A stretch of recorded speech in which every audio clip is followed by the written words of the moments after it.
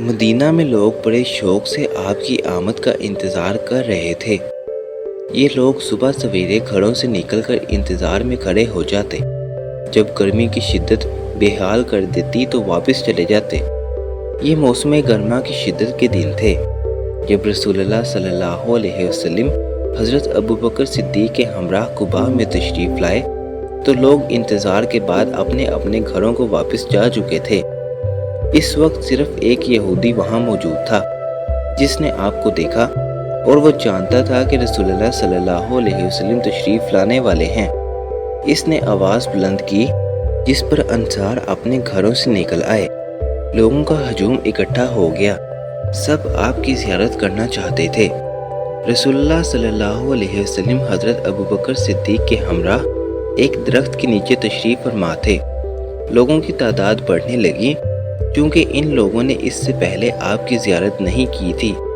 اس لیے حضرت ابوبکر صدیق سمجھ گئے کہ لوگ نہیں سمجھ پا رہے کہ رسول اللہ صلی اللہ علیہ وسلم کون سے ہیں۔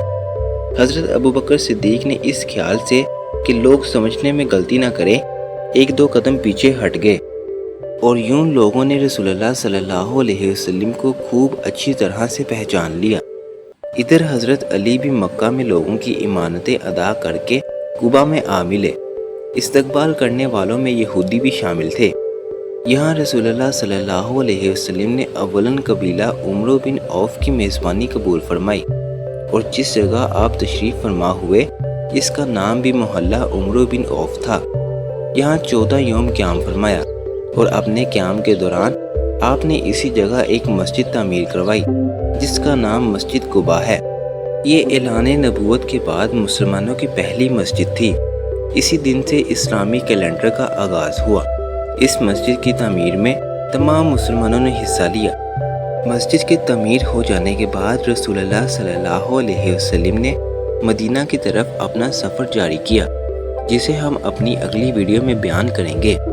مزید ویڈیوز کے لیے دین اسلام کو سبسکرائب کریں اور بیل آئیکن کو پریس کریں۔